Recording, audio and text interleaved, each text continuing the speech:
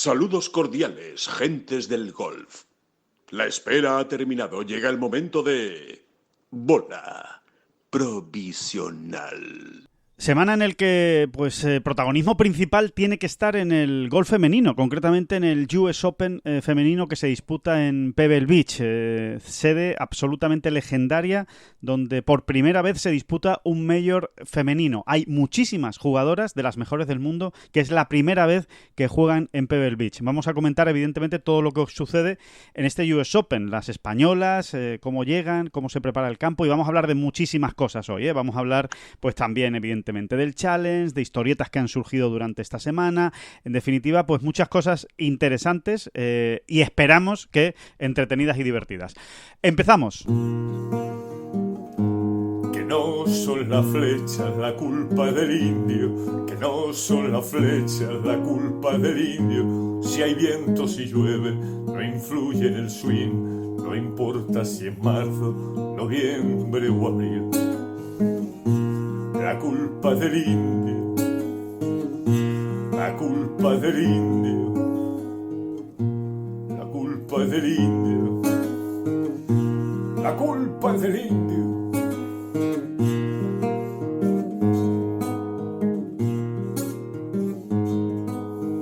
Hola, ¿qué tal? Muy buenas, saludos a todos y bienvenidos a esta bola provisional de jueves 6 de julio. David Durán, muy buenas, ¿qué tal? ¿Cómo estás? Esperamos que entretenidas y divertidas, has dicho. Sí, señor. Esperamos. De eso se trata. Que no es poco esperar, que no es poco esperar. De eso se trata, corcholis, que es una súper expresión, corcholis. Exactamente, corcholis. Repámpanos también, ¿no? También había una que era repámpanos en los cómics. Cualquiera sabe de dónde viene lo de recorcholis. Sí. Cualquiera sabe. Totalmente. Que bueno, que hay mucho de lo que hablar esta semana, que tú estás preparado ya para nuestro Major, para nuestro grande, que lo tenemos que empezamos ya, que mañana lo tenemos, el torneo de las banderas de Mondariz, que allí vamos a estar con los amigos con Víctor Sauca, con Víctor, con Pedro, los amigos de Mis Torneos de Golf, que organizan este torneazo todos los años, torneo de las banderas, que se llama así porque a los ganadores se les entregan banderas firmadas por jugadores, banderas emblemáticas, pues por ejemplo del US Open que ganó Jon Rahm en Torrey Pines en 2021, casi nada, ¿no? O del Memorial también que ganó Jon y con el que se colocó número 1 del mundo, en fin, son banderas firmadas, recuerdos pues para un golfista absolutamente magníficos. Y que esos son los premios que otorgan, por eso se llama Torneo de las Banderas, y que allí vamos a estar, en Mondariz. Esta tarde volamos hacia allá y dispuestos a ofrecer nuestro peor golf, que es lo único que podemos ofrecer a día de hoy, con muchísimo esfuerzo. No. O sea, no, lo has dicho mal. Dispuestos a ofrecer nuestro mejor golf, que aún así será peor, pero peor que la media, ¿verdad? Peor que la media. Exactamente, peor que la media, pero... No, y cuidadito, que esto también de echarse tierra encima... Yo estoy ya muy focus, muy metido, ¿eh? Tampoco queremos atufar a la gente con nuestras cositas.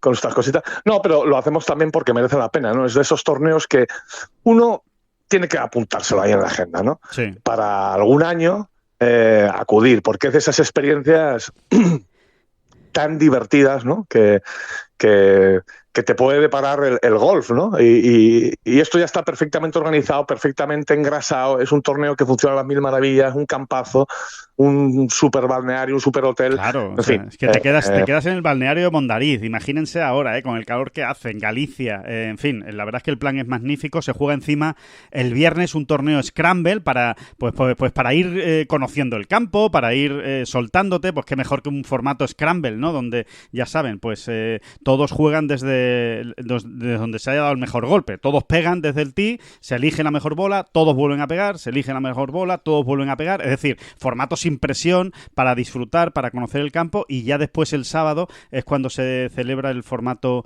el torneo, individual, y bueno, hay un montón de regalos, un montón de comida, como no podía ser de otra cosa, de otra manera en Galicia.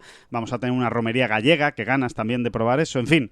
que tiene buena pinta y apunta a buen fin de semana, que ya les contaremos qué tal va la cosa y a ver si ha habido suerte, ¿no? en nuestra actuación de golf. En cualquier caso, seguro que no lo vamos a pasar bien, David. Eso yo estoy ya en mi burbuja. Yo estoy en mi burbuja. No. Tú ya estás ni con Antón Pirulero. Bien, ni nada. Exactamente. Yo estoy ya en mi Antón Pirulero y hay que disfrutar. ¿Qué no hay que disfrutar, hombre? Que lo que hay que hacer es ganar. Que es la única manera que yo entiendo de disfrutar, que es ganando, y ya está, ¿no? Quitando ya de tonterías. No, es broma. Niños y niñas, esto que he dicho. Niños y niñas. Esto que he dicho es una joke. Es una joke, impresionante. Es una broma. Qué bonito, ¿eh? Impresionante. No, porque vamos metiendo cositas. No la vi venir. Es una broma. Hay que disfrutar y tal, pero bueno, vale. Luego ya estamos los paranoicos y todo eso. Exacto. Oye, por cierto, sí. una cuestión que como has introducido ahí con el US Open femenina, sí. Muy bonita ¿Lo diré? No sé, al final yo te digo que lo... Eso acaba saliendo, yo estoy seguro que eso acaba saliendo. No, la idea de la USGA, ¿no? De haber reunido allí a todas las... Se ha invitado para esta semana allí a todas las ganadoras que están vivas, ¿no? De la historia del US Open femenino, ¿no? Sí. Están vivas 46, ni más ni menos. Y han acudido 39 a la llamada, ¿eh? Bueno, pues se han reunido allí, un gran festejo, gran celebración, una cena el lunes, si no me equivoco. Y la verdad es que la foto de familia, pues es de esas que llaman la atención y que hasta emocionan, ¿no? Ver a ancianitas, ¿no? La mayor, mira, te lo voy a decir porque lo tenía apuntado. La mayor que ha acudido fue la ganadora de 1963, Mary Mills, que tiene 83 años, ni más ni menos. Esa es la decana de la fiesta, de la celebración. De la reunión, sí. Y la más joven, Yuka Saso, ganadora en 2021, que tiene 21 años. Sí. Es la más joven, ¿no? Pero imagínate, ¿no? Bueno, pues un poco lo que hablamos cada año, ¿no? De la cena de campeones del Máster de Augusta, ¿no? Pues esto es parecido, ¿no? Los más jóvenes allí con la boquita abierta y escuchando mucho, ¿no? Las historietas que te puedan contar los que tienen, en este caso las que tienen más experiencia. Claro, yo creo, mira, en ese sentido... Está muy chulo. Sí, está iniciativa, esa era la palabra, Alejandro, la iniciativa de la USGA. La iniciativa... No, es que lo que yo te quería comentar precisamente al hilo de eso, ¿no? Que tú acabas de decir, o al hilo de que se juegue en Pebble Beach, al hilo de que, bueno, de todo lo que se está trabajando en la USGA, es que efectivamente todo el buen trabajo, porque lo hizo un trabajo extraordinario Mike Whan al frente del LPGA Tour, del circuito americano femenino, antes de dar el salto a la USGA. Todo ese buen trabajo que ya hizo en el LPGA lo está llevando a la USGA y además lo está llevando especialmente desde el punto de vista femenino. O sea, es realmente un directivo, en este caso es el CEO de la USGA, ¿no? O el presidente ejecutivo, el que manda al final en el día a día de la USGA, más allá de presidentes o de cargos honorarios, el que manda en el día a día es Mike Whan. Y se está dejando notar en el golf femenino, ¿no? Y la verdad es que ayer mismo hubo una rueda de prensa de la USGA y está muy bien que diga que como gran objetivo, que ya veremos si lo alcanzaremos, pero como gran objetivo está el que, bueno, pues que los premios, las bolsas de premios de los torneos masculinos y femeninos, pues sean exactamente las mismas, como ocurre, por ejemplo, en el mundo del tenis, ¿no? Que el ganador del US Open y la ganadora del US Open, pues se lleven el mismo dinero. Por lo pronto, este año se bate un nuevo récord, se llega a la cifra de 11 millones de dólares, se va a llevar la ganadora 2 millones de dólares, que es el mayor premio en la historia del golf femenino, empatado con la final del circuito americano del LPGA Tour del año pasado, que fueron también 2 millones de dólares, pero el objetivo es equipararlos. Queda trecho por recorrer, queda camino, porque recordemos que en el US Open la bolsa de premios fue de 20 millones ya en Los Ángeles, o sea que prácticamente sigue siendo el doble de diferencia, pero que ese compromiso existe y a la vista de cómo se está trabajando, pues no me extrañaría que al final algún día se acabe llegando a él, ¿no? De hecho, dejó caer que en los próximos días, seguramente cuando pase el US Open, se va a anunciar un acuerdo, un patrocinio con una gran compañía que va a patrocinar precisamente el US Open femenino y que va a conseguir que suba todavía mucho más la bolsa de premios y mejore, ¿no? el nivel del US Open femenino. Pero ese debate no lo vamos a abrir ahora, ¿no? No. ¿O sí? Es que no tengo fuerzas para afrontar ese debate con confianza y dignidad. Bueno, me refiero al debate tan extendido de si verdaderamente en según qué deportes, o vamos a decirlos prácticamente en todos, pues deben las mujeres ganar, equiparar, ¿no? Igualar, claro, más o menos sus sueldos, sus fichas, sus premios, sus bolsas de premios, ya dependiendo del deporte, ¿no? Es un debate que está siempre abierto, ¿eh? Y hay opiniones para todos los gustos. Sí. Es realmente un melón importante. Un debate muy interesante, que probablemente, como la mayoría de los debates, la solución no sea blanco o negro, claro, sino que probablemente haya por ahí. Pero bueno, no lo vamos a abrir ahora, pero otro día sí nos comprometemos, ¿no? Sí. Mira, puede ser un buen debate para la próxima semana, en un momento dado, o para otro día, ¿no? Pero puede ser un buen debate porque es que realmente es verdad que flota en el ambiente. Oye, y que hay opiniones para todos los gustos, ¿eh? Que aquí no todo el mundo lo ve de la misma manera. Aquí hay personas que piensan que sí, que efectivamente, como no, pues por supuesto, hacen el mismo deporte, deberían ganar lo mismo. Y hay otros que piensan que no, por la repercusión, etcétera. O sea que, vale, pero que queda pendiente el debate. Mientras tanto, lo que sí está claro es que va a ser una semana que yo creo que en algún modo o de alguna manera marca un antes y un después en el golf femenino. La presencia, el que se celebre en Pebble Beach. Puede parecer una tontería, David, lo que estamos diciendo, y un poco casi que raya la mitomanía, ¿no? El darle tanta importancia al escenario. Pero es que en este caso, en el golf, el escenario, siempre lo hemos dicho, David, es muy importante. Y que las grandes catedrales del golf mundial y del golf norteamericano estén presentes también en los grandes femeninos y en los torneos femeninos, desde luego ayuda muchísimo y le da otro empaque a los torneos. Sí, el golf no es fútbol, o sea, prácticamente te diría que no da igual, pero da casi igual jugar una final femenina de Copa, por ejemplo, en Wembley, que hacerlo en un estadio más pequeñito en Birmingham, ¿no? No da igual, pero prácticamente. No ocurre así en golf. Es que en golf no tiene nada que ver. En golf la historia la escriben los campos también. Se escriben los campos y son como... Bueno, eso son leyendas lo que hay detrás, ¿no? Sí, totalmente. Y es efectivamente una gran iniciativa, ¿no? Por ahí había que empezar. Exacto. Antes o después, y lo está haciendo muy bien la USGA. Engrandece el grande. Bueno, ¿Hay alguna otra iniciativa de la USGA que no te ha gustado a ti tanto, Alejandro? Cuéntanos. No, a mí no, es cierto, porque, bueno, lo decías tú ahora mismo, ¿no? Dice, oye, han reunido a 46 antiguas campeonas del US Open. Oye, han llamado a 46 que son las que están vivas, pero han acudido 39, que no está mal, ¿eh? Perdón. Que no está mal. Sí, efectivamente, buen matiz. Bueno, 39, han acudido 39 a esta fiesta, que me parece extraordinario, porque para eso es también estas semanas, ¿no? Para reconocer a la historia, ¿no? Y para reconocer a estas jugadoras, y a mí me parece muy bien. Lo que no me parece tan bien es que algunas de esas jugadoras que ya están retiradas o semi-retiradas les den sitio en el torneo. A mí eso, lo siento, pero no me cuadra. Es decir, ¿y de quién estoy hablando en este caso? Pues estoy hablando de Annika Sorenstam y de Michelle Wie. Todos mis respetos hacia Sorenstam y hacia Wie y hacia lo que han hecho en el golf femenino y para colocar el golf femenino donde está, especialmente Sorenstam, obviamente.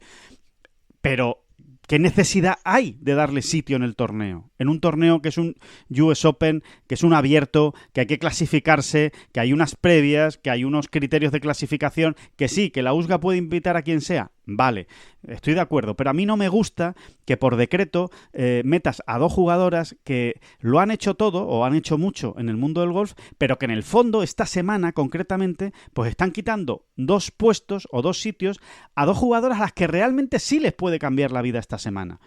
Igual eran 2 jugadoras que no iban a pasar el corte, que iban a hacer 80, pero aún así tienes la posibilidad de que a esas 2 jugadoras les cambie la vida la semana. Y si no les cambia, desde luego sí que van a poder aprender cosas, verse en esa situación, ver a otras jugadoras y decir, pues mira, esto lo tengo que mejorar porque me vale para... Es decir, jugadoras que están en pleno desarrollo de sus carreras y que realmente todavía les queda muchísimo por hacer por delante en el mundo del golf, o les queda algo por hacer en el mundo del golf.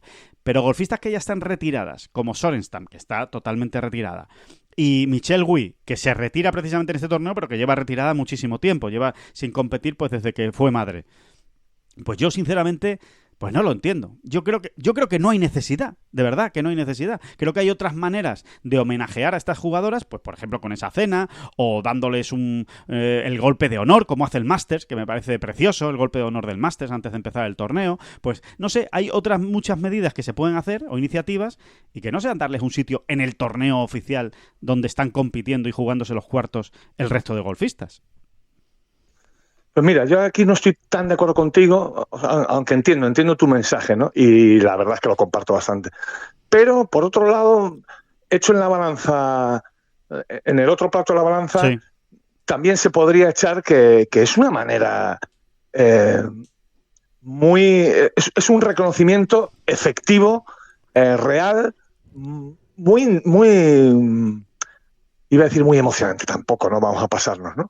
Pero que sí le veo cierto sentido, ¿no? Sí le veo cierto sentido que la USGA guarde 2 plazas quiero decir, a este tipo de jugadoras, sí, en un momento dado. Primero porque está pensando también en el negocio, ojo, no nos olvidemos. Sin duda. Al final son 2 jugadoras que tienen mucho cartel todavía, ¿no? Y van a salir en la tele. Mucha gente. Sí, van a salir en la tele. Exactamente, van a salir en la tele. Eso por un lado, está el lado comercial, ¿no? Hay otros torneos, fíjate, estoy pensando más ahora mismo en los de hombres, ¿no? En los de chicos. Sí.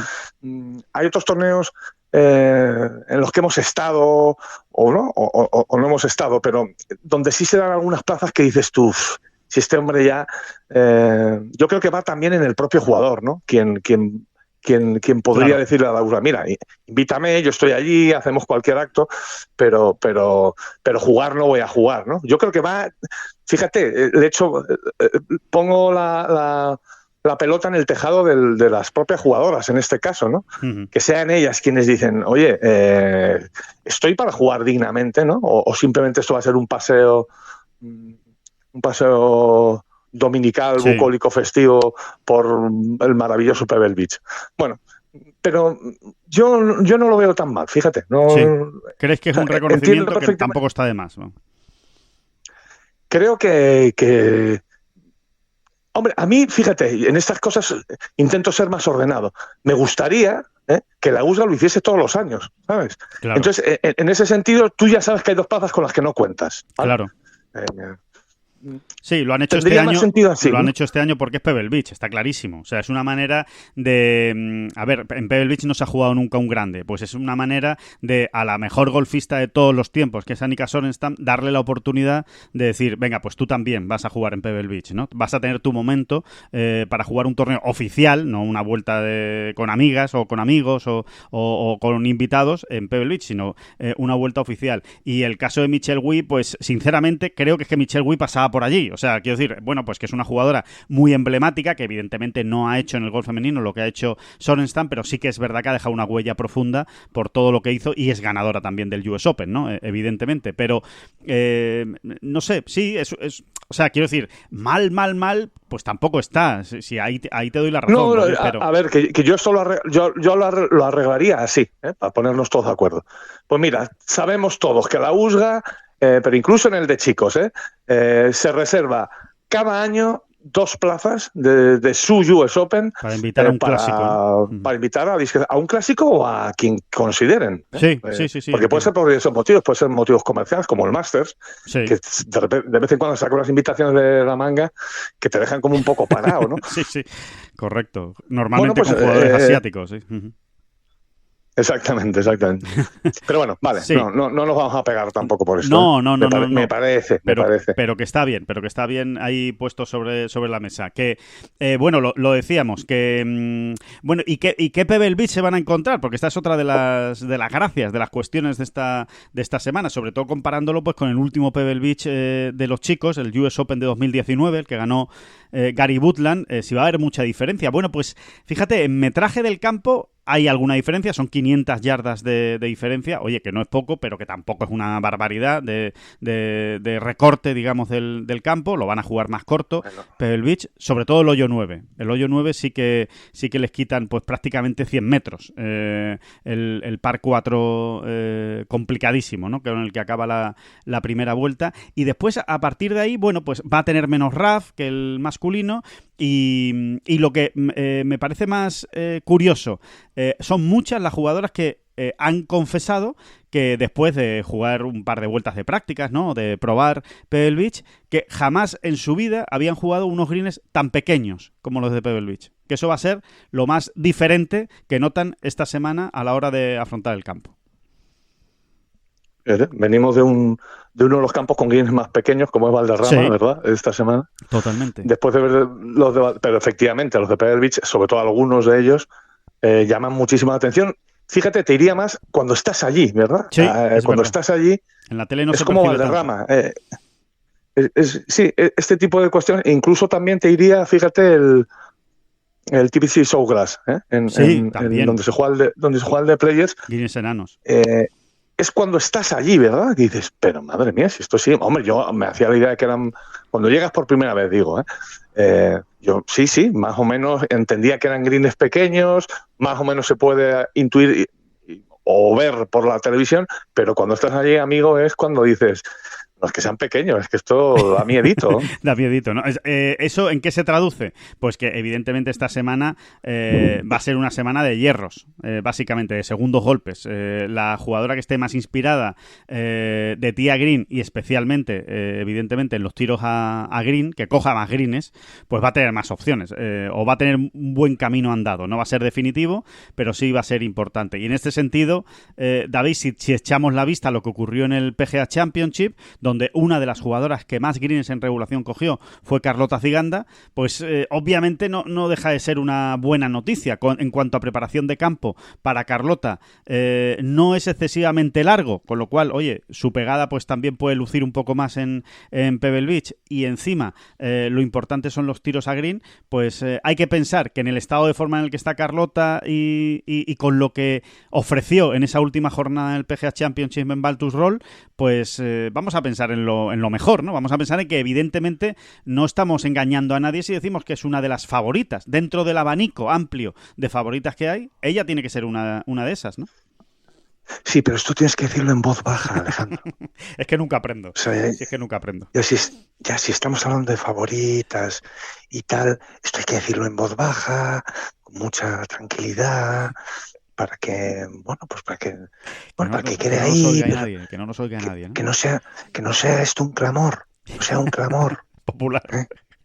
Clamor popular. Sí, verdad, mira, hablabas de los greens en regulación y de hasta qué punto Carlota puede ser favorita. Fíjate, yo me quedo con la manera en que está pateando, Uh-huh. porque creo realmente que es la parcela que de una manera más consistente o de una manera más continuada, mejor dicho, para no ir a equívocos, le ha fallado antes o después en los torneos y en su carrera. O sea, Sí. nunca hemos podido decir que Carlota es una gran pateadora. Sí. No, realmente no. Uh-huh. Y da la sensación de que está pateando muy bien, sobre todo que está muy cómoda, ¿no? Luego Sí. metes más, metes un poco menos, pero está muy, muy cómoda ahora sobre la bola en los greens. Y eso a Carlota no es algo que precisamente se le haya visto mucho, ¿verdad? Más Sí, es bien verdad, te diría que incluso lo contrario. Uh-huh, es verdad. Sobre todo semana a semana, ¿verdad? No, evidentemente, como todos, ha tenido semanas buenas de pad, pero que sean varias semanas seguidas buenas de pad, ¿no? Esa consistencia sí que es verdad que no la había tenido antes. Sí, eso es algo nuevo. Por hacer un matiz, ¿tú eres, David, de los que matizarías entre la palabra favorito o favorita, en este caso, y la palabra candidata?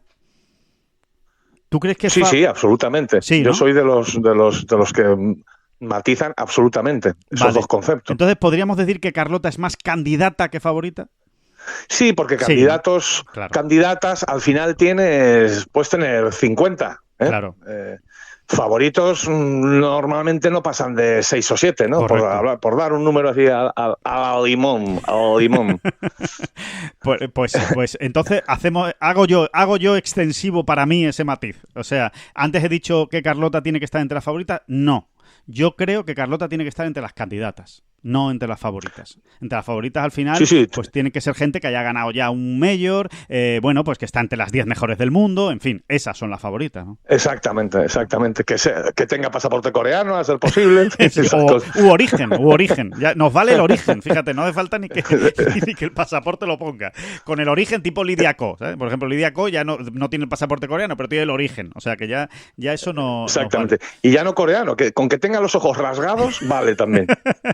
Vale, exactamente. O sea que bueno, pues ahí está este US Open que se completa, aparte con Carlota Ciganda que estamos diciendo, pues con Azahara Muñoz, que a mí personalmente pues me alegra mucho que Azahara se haya metido y que pueda jugar este US Open en Pebble Beach. Al final es una de las, bueno, pues de las clásicas, ¿no? Yo diría ya, de las jugadoras clásicas del LPGA Tour de la última década, pues se merecía Azahara jugar este US Open en Pebble Beach y se metió a través de la previa, quedó reserva y al final ha acabado entrando. Y también lo está jugando Teresa Toscano, que va a jugar su primer grande, la jugadora onubense de la Monacilla, que está jugando el Epson, tiene la tarjeta del Epson de la segunda división del circuito americano y que también va a disputar este US Open y que evidentemente pues para ella todo va a ser todo va a ser o debe ser felicidad. Evidentemente después viene el tío Paco con las rebajas y cuando las cosas van mal en el campo de golf, pues por mucho que uno esté en US Open no es fácil disfrutarlo, ¿no? Lo que decíamos antes, pero bueno, que aún así para ella el éxito ya es haberse clasificado para el US Open, así que a partir de aquí lo que venga pues será un añadido, sin ninguna duda. Efectivamente, que algún día tenemos que meternos también, Alejandro, a lo que pasa es que volvemos a lo de siempre, la documentación en el mundo femenino del golf siempre es mucho más complicada. Sí. Pero algún día tenemos que meternos también a sacar esa lista de jugadoras que han jugado al menos un grande, ¿no? Jugadoras españolas que han jugado al menos un grande. Oye, por cierto, y aprovechando, Alejandro, una vez más, Iván, demasiadas seguidas en los últimos tiempos y esto no sabes cómo me duele, no sabes cómo me en el alma. ¿Qué ha pasado? No, hay que corregir. No sé, se me llenó la boca con el dato de que, bueno, acuérdate, ¿no? Cuando concretamente, ¿verdad? Cuando han debutado Alejandro del Rey y David Puig en el US Open en Los Ángeles, bueno, se me llenaba la boca diciendo que eran el jugador 67 y 68 españoles que debutaban. Bueno, pues no. No pues son 68 los españoles que han jugado grandes, ¿no? Son 69. Vale. O sea, Alejandro Rey y David Puig eran el 68 y el 69, no el 67 y 68. Vale. Esto a la gente le da exactamente igual, pero a mí me duele como una cuchillada en el... o igual no le da igual. Y oye, chicos, que os vamos a dar un tirón de orejas. Poneros las pilitas. Concretamente a mí, en este caso, que estúpidamente cometí un error y me salté concretamente a Tomás López. Ah, mira, o sea, que lo tienes hasta localizado. Sí, efectivamente. A Tomás López, que debutó en un British Open en 1970 y me lo salté. Es una de esas cosas que no tienen explicación. Bueno. O sea, es decir, que José de Ballester va a ser el 70. Ya tenemos el 70 asegurado. Eso es. José de Ballester va a ser el 70. Así que ese es el titular. Ese es el titular. Después de la corrección. Ahora, fuera de broma, no sabes cómo me duelen estas cosas porque, hay que porque además pierde uno mucho tiempo. Se pierde mucho tiempo en ver, revisar. Y bueno, también es verdad que los errores están a la orden del día porque no es tan sencillo. Eso es lo que iba a decir tampoco yo. Es tan pero que tampoco es tan complicado. No es complicado, pero al final son nombres, saltan, las clasificaciones hay que mirarlas en un sitio, contrastarlas con otros, no todo te aparece en el mismo sitio. En fin, no es tan sencillo, los nombres bailan, cuando tienes una... En fin, que no es una cosa tan sencilla y se pueden producir... y las fuentes se equivocan también, que es lo increíble de esto. También. Tú de repente ves que dos fuentes no coinciden y entonces tienes que encontrar una tercera fuente que les haga el empate. Claro, ¿sabes? Claro. Ocurre mucho más de lo que parece. O sea, en libros que te crees que son Biblias de la historia del golf, pues no, cometen un error, meten un nombre que en realidad no estaba en aquel torneo. Entonces te vas a otra fuente y te dice que sí estaba. o que no estaba, y tienes que encontrar una tercera o una cuarta para que el desempate, en fin, no vamos para que a tenga aburrir más, a la gente. sí, ¿no? para que realmente tenga más credibilidad, o sea, para que te quedes más tranquilo, por decirlo de alguna manera, ¿no? Y digas, Pero tenía muchas ganas de hacer esta corrección. Y mira, ahora ya con José le queda más, es el 70, pues ahí lo dejamos ya redondito. Fenomenal. José 70 y había 69 hasta ahora. Oye, pues mira, una cifra muy redonda. Oye, vamos a ver, ¿no? Vamos a ver, todavía esto no ha acabado. Esto no ha acabado todavía, ¿eh? Lo de los grandes que estamos comentando. Precisamente esta semana se celebraba esa previa final, David, del Open Championship. Qué pena, ¿eh? Qué pena. Qué cerca, ¿eh? Estuvo muy cerca. Qué cerca, porque es que... Sí. Sí, que no es tan fácil, que después de 18 hoyos, recuerden que esa previa se juega a 36, no es tan fácil que después de 18 hoyos el martes teníamos a muchos candidatos. Bueno, teníamos a 2 que estaban metidos, que eran Sergio García y David Puig, que estaban entre los 5 primeros en sus respectivas sedes. Y después teníamos varias balas ahí tocando y acercándose, ¿eh? Teníamos a Ángel Ayora, a Luis Masabeu, teníamos a Alejandro Aguilera, bueno, incluso Ángel Hidalgo no se había despedido del todo, tenía sus opciones también haciendo unos segundos 18 hoyos muy buenos, en fin, que teníamos varias balas y al final, bueno, lo que suele pasar también, o sea que pasa muchas veces, que es que son muy pocos los que se clasifican, es que al final son 5 nada más los que se meten en cada torneo y nos quedamos ahí con la miel en los labios, porque sexto quedó Sergio, sexto quedó David Puig, que se dice pronto, a 2 golpes acabó Ángel Hidalgo, a 2 golpes acabó también Alejandro Aguilera y sobre todo llegando a los últimos hoyos con opciones de como haga un birdie se mete, ¿no? Y al final... Sí, pues, y Luis Masabeu. Luis Masabeu también hasta... O sea, llegó también a los últimos 6 hoyos con alguna opción, ¿no? También.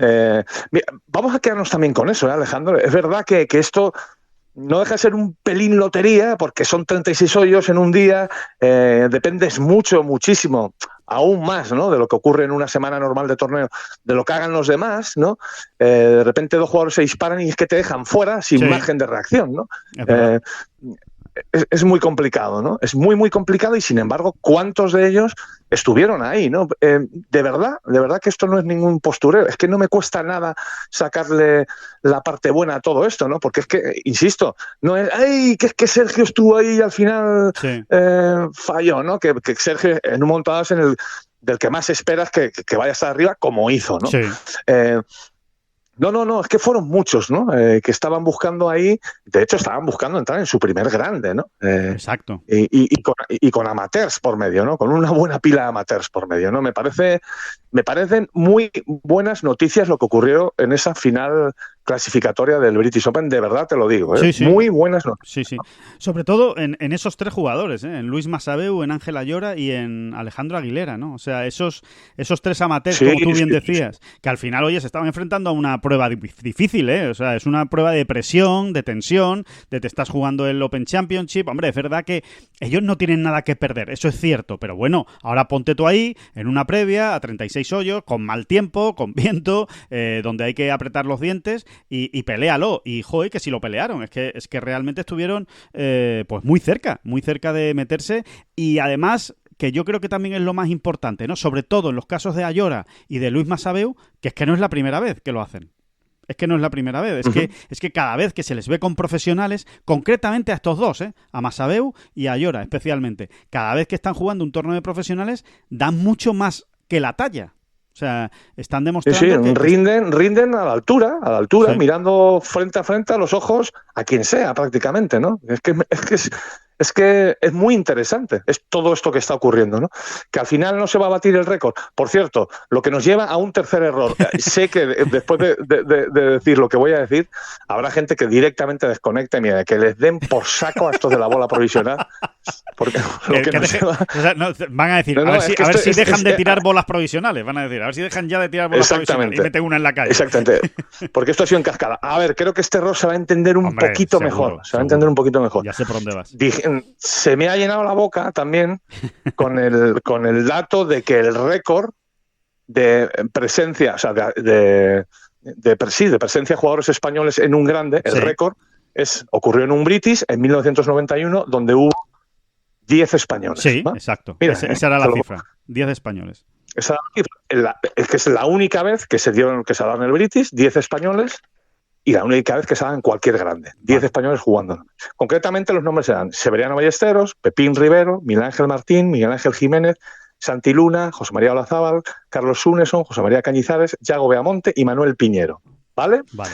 ¿Y qué ha pasado? Pues ha pasado, por eso espero comprensión por parte de nuestros amigos oyentes, lectores, suscriptores y demás.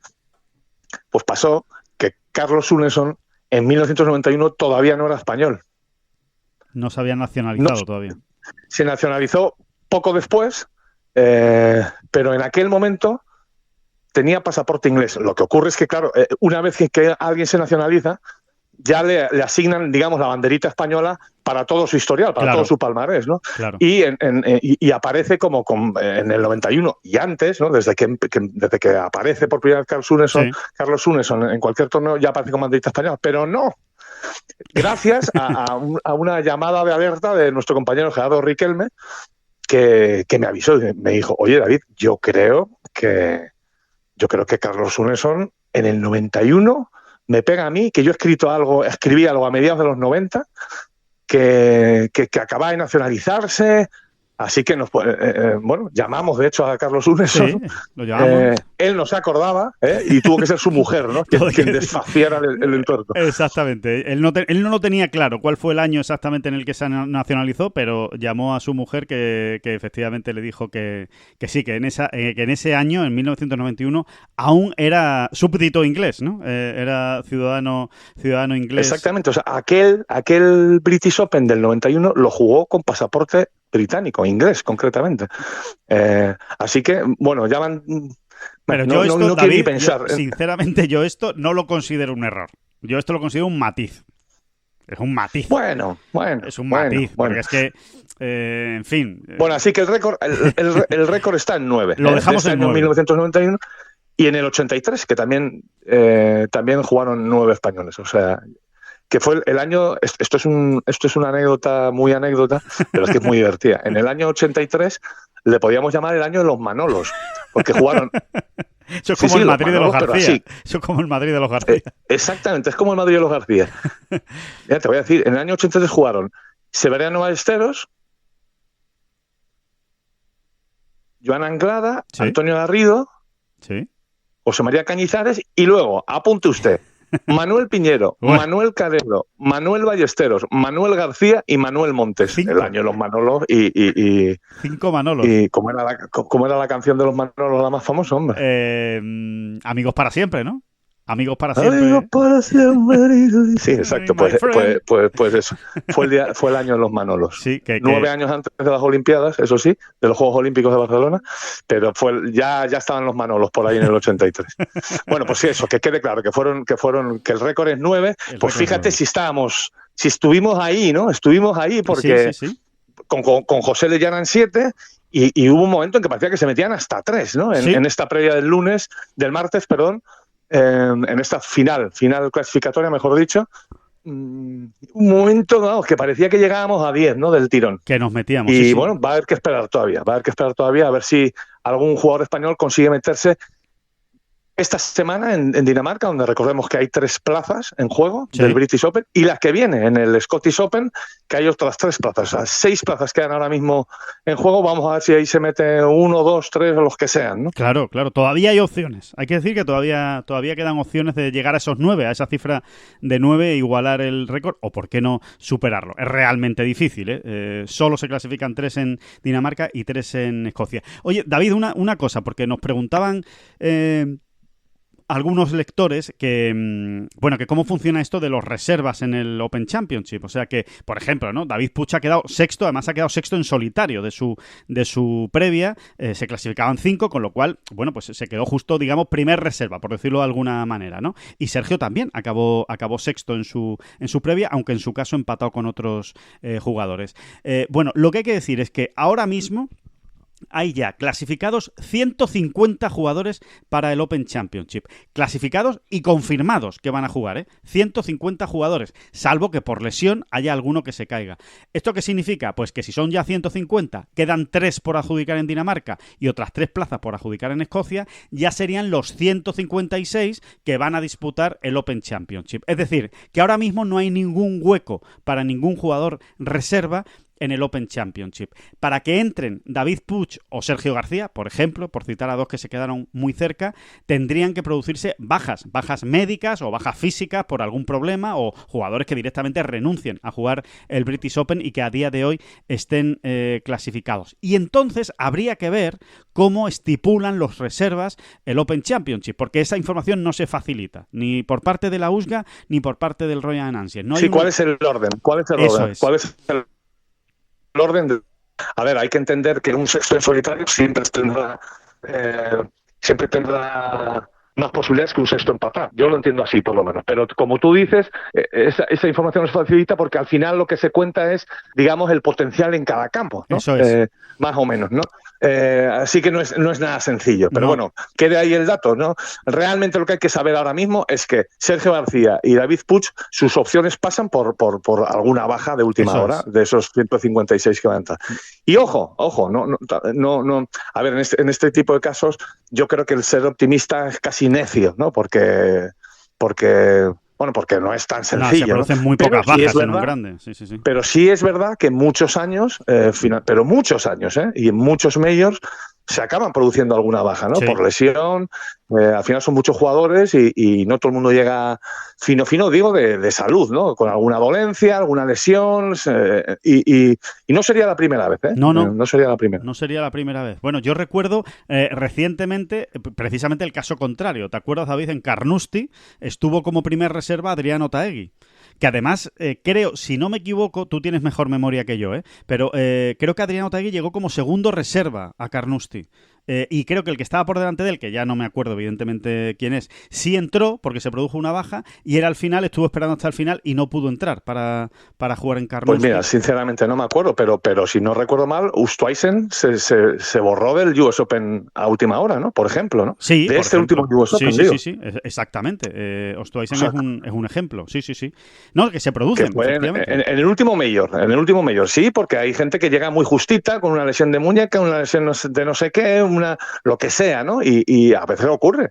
Sí, totalmente. Y sin ir más lejos, en el último Major ocurrió.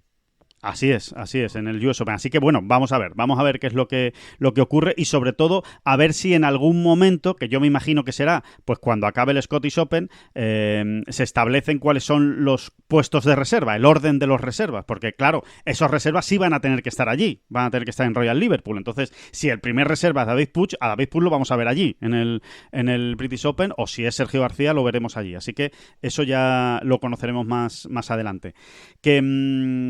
David, hablando de grandes, esta semana se ha cumplido un aniversario, una efeméride de estas chulas, de estas muy chulas que hay que recordar y que hay que reconocer y que hay que ponerse de pie incluso para comentarlas, ¿no? Una efeméride de estas que nos gustan tanto y que vamos metiendo pildoritas, ¿no? Vamos metiendo historietillas, ¿no? Cuando buenamente podemos o somos conscientes, ¿no? De que bueno, pues de que se cumple un número redondo, en fin, fechas, acontecimientos importantes históricos, y este lo es y mucho. Realmente en aquel momento seguramente ni el propio protagonista, que es Ángel Miguel, vamos ya con el tema. La cuestión es que ayer, día 5 de julio, se cumplían 66 años desde que un jugador español acabó un Major por primera vez dentro del top 10. ¿Esto es una tontería? Bueno, relativamente. ¿Estamos muy chalados con estas cosas? Pues yo creo que no. Yo creo que estas cosas, precisamente, con una visión histórica, hay que darles mucho valor, porque tenían mucho valor aquellos pioneros, ¿no? Bueno, y Ángel Miguel, una barbaridad. Aquel 5 de julio de 1957, terminó en cuarta posición un British Open, precisamente, en San Andrews, además, ¿no? Que es como ya una caricia, ¿no? Del golf no podía ser en otro golf lado. Español, ¿no? Uh-huh. valga la redundancia. Pero sí, acabó en cuarta posición y fue la primera vez que ocurrió, ¿no? Que un jugador español acabase entre los 10 primeros en un Major. Y luego ha ocurrido muchas veces, pero no tantas. Luego, todavía hay que realzar más, ¿no? Este tipo de logros, ¿no? ¿Ha ocurrido muchas veces? Sí. Ha ocurrido tantas como 91 veces. O sea, después de que Ángel Miguel lo consiguiera, ha vuelto a ocurrir 90 veces más. La última, Jon Rahm, en Los Ángeles, que acaba en 10ª posición. Exacto. Son muchas, pero, ojo, en 66 años estamos hablando de un top 10, ¿eh? No de un top 3, en fin, que cuesta, que cuesta mucho, teniendo en cuenta qué jugadores ha tenido el golf español. Y voy más lejos todavía, que es el dato que a mí casi más me impresiona. Y es que solo 12 jugadores españoles, solo 12 en estos 66 años, o podríamos irnos hasta 1920, que es cuando el primer español, cuando Ángel de la Torre debuta en un grande, ¿no? En más de 100 años. 12 españoles en más de 100 años han acabado al menos una vez entre los 10 primeros en un Major. Ese dato Solo es 12, brutal, ¿eh? Ese dato es brutal. Sí, porque además el golf español no es el americano, evidentemente, ni siquiera es el inglés, ¿no? Me refiero a la base, ¿no? Al número de jugadores que producen, ¿no? Al número de profesionales de gran nivel que producen. No somos los americanos ni los ingleses. Pero bueno, que el golf español ha dado excelentes nombres, ¿no? Y luego no es tan sencillo. Luego no es nada sencillo, hasta el punto que solo 12 jugadores han acabado al menos una vez. De hecho, la mayoría de esos 12 lo consiguieron una o dos veces. Sí. El propio Ángel Miguel consiguió aquel top 10 y luego consiguió uno más en su carrera, ¿no? Que es muy difícil. Así, bueno, es muy difícil y por eso hay que darle su reconocimiento y mucho más al primero, en este caso. Sí, y lo de Seve lo tenemos todos asumido. Era un auténtico genio, una maravilla. 5 victorias en los Majors, ya lo sabemos, y 20 top 10. Pero me gustaría subrayar una vez más el nombre de Sergio García, que al final es el jugador español con más top 10 y hay que estar ahí. 23, ¿no? 23 ha sumado de momento Sergio García en su carrera, ¿no? No está nada mal, ¿no? No está nada mal. Y es curioso, Alejandro, porque esta semana pasada en Valderrama, íbamos caminando por ahí por el campo y nos encontramos con Manuel Piñero, que es uno de esos 12. Pero vamos, Manuel Piñero, jugador de Ryder, gran jugador de Ryder, grandes números Ryder tiene Manuel Piñero. Bueno, pues Manuel Piñero solo consiguió un top 10 en su carrera, en los Majors. Estamos hablando de un gran jugador de golf, de la historia del golf. Sí, sin duda, uno de los mejores. Solo consiguió un top 10, ¿no? Y nos cruzamos con él y le dijimos, hombre, tú eres uno de los 12. A ver, ¿cómo es eso? Pues sí, los 12, ¿qué tal? Le contamos la historia, el reportaje que estábamos preparando y ya nos quedamos charlando con él, porque claro, él es la siguiente generación, digamos, a los hermanos Miguel, Ángel Miguel y Sebastián Miguel. La siguiente generación también a Ramón Sota, que es un poco de la que lo metemos en el grupo de los hermanos Miguel, y que también Ramón Sota consiguió sus 2 top 10 en grandes y nos contó una anécdota muy interesante Manuel Piñero, porque estaba primero ¿quién es mejor de los 2 hermanos? ¿Ángel Miguel o Sebastián Miguel? ¿No? Y sobre todo, ¿quién es mejor de entre Ramón Sota y los hermanos Miguel? ¿No? Y nos contaba Piñero que un día le preguntó directamente a Ramón Sota, oye Ramón, a ver, hablando en plata, ¿quién era el mejor de vuestra generación? Y sin dudar, sin pestañear, Ramón Sota dijo, Ángel Miguel. Era una maravilla, ¿no? Fíjate que luego su hermano consiguió más top 10, ¿no? Su hermano era un jugador, digamos, un poco más ordenado, más... Con más garra, ¿no? Con más garra, quizá, ¿no? Más... sí, que se agarraba más al campo, ¿no? Bueno, sí, un jugador muy... Bueno, que tenía cierta facilidad para hacer score, pero que el genio era Ángel, ¿no? Bueno, no les hemos visto, no nos vamos a poner a discutir porque no tenemos ni idea, pero nos quedamos creemos en la palabra de Ramón Sota y de Manuel Piñero, ¿no? Si Ángel Miguel era un genio, pues fíjate todos los que vinieron luego detrás, ¿no? Claro. A su rebufo, ¿no? Ahí queda dicho, ¿no? Concretamente nos dijo Manuel Piñero, Ángel Miguel es el Maradona.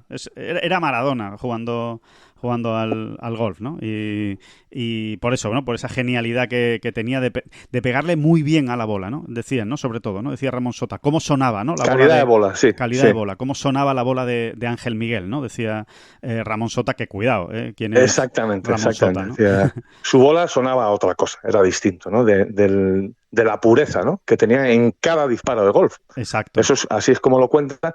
Y está bien que todos vayamos conociendo más cositas, pues, de un pionero como Ángel Miguel, que luego verdaderamente da un poco de lástima, ¿no? Como que es que ese tío fue el primer jugador español que acabó entre los 10 primeros en un Major. Y es verdad que en aquella época, 1957, el concepto de Major, tal y como hoy lo conocemos, no estaba todavía absolutamente establecido, ¿no? Yo diría que ya hemos hablado de estos temas otras veces, yo diría que es a principios de los 60, ¿no? Sí. Y gracias sobre todo a Arnold Palmer, ¿no?, que es un poco el que empieza a hablar de Grand Slam y demás, ¿no? Sí.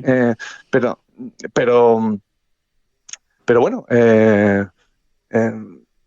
que precisamente visto con ojos de la historia es verdaderamente imponente, ¿no?, lo que hizo, ¿no? Porque te pones a mirar quiénes estaban jugando allí y mucho ojo, ¿no?, con la tontería. Sí, a mí me da la sensación, David, no sé si estarás de acuerdo, pero me da la sensación de que el golf español en general, en sus instituciones, debería hacer algo más, o un poco más, por lo menos, ¿no? Por estos jugadores históricos, ¿no? Tipo, pues Ángel Miguel, Ramón Sota, por supuesto Ángel de la Torre, ¿no?, que fue el primer español que jugó un grande en 1920. Que sí, que hay un cierto recuerdo, pero a mí me da la sensación de que no tienen un sitio exacto o justo en la historia del golf, o al menos no se consigue transmitir, o no nos ha llegado de esa manera, ¿no?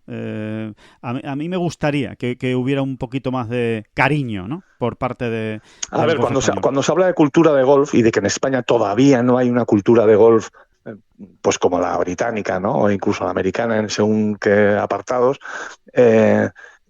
esto forma parte de la cultura de golf, ¿no? O sea, a ver, no te voy a decir que los niños como cuando aprendíamos el catecismo tengan que saberse de memoria, ¿no? Que Ángel Miguel consiguió tal y que no tal. Hombre, eso es muy complicado. Pero sí son nombres que tienen que andar ahí flotando en el ambiente. Pues claro que sí. O sea, no pueden quedar en el olvido, ¿no? No pueden quedar en el olvido, ¿no? Y el nombre Ángel de la Torre, por ejemplo, estaba absolutamente sepultado, ¿no? Cuando fue, bueno, el primer gran valiente, ¿no? Sí, sin duda. Y, por supuesto, los hermanos Miguel, Ramón Sota.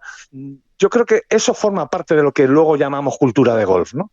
Sin ninguna duda. Porque sí. Y porque todo lo que viene después no es posible si no aparecen esos antes. Porque es así, siempre hay un origen, y en este caso el origen son ellos los que empezaron todo esto, ¿no?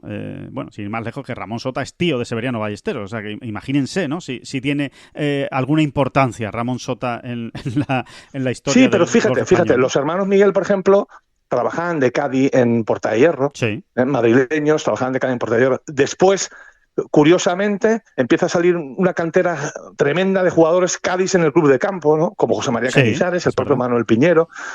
Al final, una cosa refleja de la otra. Y seguro que encontraríamos una conexión casi directa, ¿no?, entre ambos hechos, ¿no?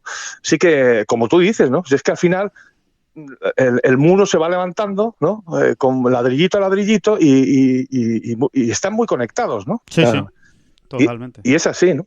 Así es. ¿Te parece que cerremos este capítulo recordando los 12 jugadores que han conseguido un top 10 en la historia del golf? De los pues mira, medios? sí. Pues mira, Sergio, 23 top 10. Severiano, 20. José María Olazábal, 15. John Ram, que ya está en 11.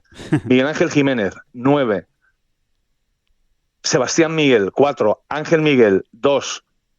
Ramón Sota, 2. Rafa Cabrera Bello, 2. Pepín Rivero, 1. Manuel Piñero, 1. Y Gonzalo Fernández Castaño, 1. Bueno, pues ahí... Esa es la lista de 12, ¿eh? Fíjate, es que se dice pronto, ¿eh? Es que se dice pronto. Es que se dice en 15 segundos la lista, ¿eh? No se tarda más, para que vean el mérito que tienen todos estos que lo han conseguido alguna vez. Así que ahora la pregunta que se estarán haciendo muchos oyentes, David, es ¿dónde acabará John Ram? Esos 11 que lleva, ¿dónde los parará? Bueno, pues ya veremos. Pues vamos a ver, porque no es tan sencillo. No es tan sencillo. Que siga la racha, ¿no? Pero bueno, eso, que en el siglo XXI, solo Sergio, Chema Olazábal, John, Miguel Ángel Jiménez, Gonzalo Fernández Castaño y Rafa Cabello han conseguido Así al menos es. un medio. En el siglo XXI, y van 23 añitos ya, solo esos 5 jugadores, ¿no? Sí, sí. Es que es muy complicado, ¿eh? Es que esto es muy complicado. Esto es muy complicado. Por eso también que entienda, hasta donde sea posible, que entienda la gente por qué nos emocionamos tanto cuando un tipo acaba octavo Claro. cuando John, que es el que ha sumado todos los últimos top 10 prácticamente, los 10 últimos del golf español en Majors. ¿Por qué? ¿Por qué nos emocionamos tanto? ¿No? Es que no es lo mismo un octavo que un 18. No, para nada, no tiene nada que ver y bueno, y ahí está, ¿no? Ahí está ese recuerdo, ese momento histórico de Ángel Miguel. David, por ir cerrando esta bola provisional y hablando todavía, incluso, hablando de grandes o de medios, aunque en este caso con comillas, grandes con comillas, que es el que hay que darle también bola, que es al torneo del Challenge Tour de esta semana, el Italian Challenge Open, bueno, el Challenge de Italia, para que todos nos entendamos, que se juega en Viterbo y que hablamos de grande porque es el torneo del año que más puntos reparte de la Road to Mallorca, del calendario del Challenge Tour. Este torneo reparte 2.750 puntos. Vamos, que el que gane se va a llevar 460 puntos. Para que nos hagamos una idea de si es importante o no, alguien que no haya jugado nada este año en el Challenge juega el Challenge de Italia y lo gana, y se colocaría el 15º ahora mismo en la Road to Mallorca. O sea, fíjense si es importante esta semana. 460 puntos le daría para ponerse 15º en el ranking del Challenge Tour. Recuerden que son 20 los que consiguen la tarjeta. O sea que realmente esta sí que es una de esas semanas en las que te cambia una temporada en el Challenge Tour, en caso evidentemente de conseguir la victoria. Y si no es victoria, pues todo lo que sea acabar arriba y acercarse a las bolsas de puntos importantes, pues es sumar, ¿no? Y cambiarte mucho las cosas. Así que es una semana muy importante en el Golf Nazionale de Viterbo. Y obviamente ahí están todos. O sea, no falta ninguno de los jugadores importantes del Challenge Tour de este año. O sea, todos los primeros clasificados, bueno, es que no falta prácticamente nadie. O sea, de los 50 primeros del Challenge Tour. Solo falta Borja Virto, que Sí, está cierto. jugando en Dinamarca, precisamente, el torneo de la primera división, que él lo ha decidido así y sus razones tendrá, ¿no? Pero sí, precisamente por eso, Alejandro, a ver, que no le vamos a echar ahora cenizo encima a Manuel Elvira, por ejemplo, o a Iván Cantero, Sí. que están ahí arriba, ¿no? Pero sí es una semana muy para estos jugadores que ya van retrasados, ¿no? Sí. Es una gran semana por lo que tú has dicho ahora mismo, ¿no? Se suma mucho, ya no te digo ganar, pero para meterle un empujón, porque bueno, pues que ya estamos en julio, ¿eh? Esto ya no es recién empezado, ya hay que irse situando, si no, ya luego ya hay que acudir a la épica y a la machada y a la hazaña y esas cosas no suelen salir, ¿no? No. Entonces, es un buen momento para pegar un empujón y enfocar de otra manera el verano, ¿no? Y toda la larga recta final hacia aquella final de Mallorca, ¿no? Que es el primer gran objetivo, meterse ahí, ¿no? Claro. En esos 45 primeros. Exacto, y darse esa última oportunidad como mínimo, ¿no? Así que, pues eso, yo te diría que es una semana muy, pues, para pues mira, si repasamos ahora mismo la clasificación, sí. Javier Sainz está ahora mismo segundo en el momento de grabar esta bola provisional. Que además Javier Sainz está en el puesto 55 en la Road to Mallorca, o sea que realmente... Sí, no es precisamente los que va peor, pero por ejemplo, Eduard Rousseau ha empezado muy bien y Eduard Rousseau es de los que necesita un empujón ya mismo, ¿no? Enrique Marín está también ahí arriba, Joel Moscatel también no le vendría nada mal, aunque tampoco es de los peor colocados. En fin, Álvaro Quirós, por ejemplo, ¿no? Que ha ido perdiendo un poquito se ha ido desinflando un poco después de un buen arranque de temporada. En fin, todos aquellos que no han sumado es una gran semana, ¿no? Para darse el gusto, ¿no? Exacto, para apretar, ¿no? Para apretar y meterse ahí arriba. Así que, bueno, pues nada, que mucha suerte a todos ellos, a todos los que están en este Challenge de Italia y que evidentemente pues están jugando bastante esta semana. Y lo demás, pues tú lo has dicho, Dinamarca, ¿no? Dinamarca, torneo del circuito europeo, ahí sobre todo esas 3 plazas para el Open Championship y bueno, y semana importante, semana importante porque también en Dinamarca se reparten muchos puntos de la Race to Dubai. Es uno de esos torneos importantes del año, marcados en rojo. El circuito europeo ha premiado el buen hacer de este torneo con una bolsa de premios, con una bolsa de puntos, más grande de lo habitual, de lo que suele ser habitual. Y ahí tenemos a todos los daneses, a los hermanos Hyogard, a Torbjørn Olesen, que es un torneo, David, que curiosamente no han ganado todavía ningún jugador danés. Vamos a ver si este es el año en el que termina esa, bueno, pues no sé si maldición. No, pero... déjate, aplázalo un año más. Vale, y que se metan ahí a un españolito, hombre. Me parece bien. Aplace. Aplazo. Que bueno, que ya está, que hasta aquí llegamos en esta bola provisional, que nos volvemos a escuchar el próximo lunes, que lo pasen muy bien este fin de semana, que jueguen mucho al golf, que vean mucho golf y que muchísimas gracias por estar ahí y muchísimas gracias, David Durán. Cantinero de Cuba, Cuba. Cantinero de Cuba, Cuba, Cuba, solo bebí agua ardiente para olvidar, ay, madre mía. Que no son las flechas la culpa del indio, que no son las flechas la culpa del indio. Si hay viento, si llueve, no influye en el swing, no importa si es marzo, noviembre o abril. La culpa del indio, la culpa del indio, la culpa del indio, la culpa del indio.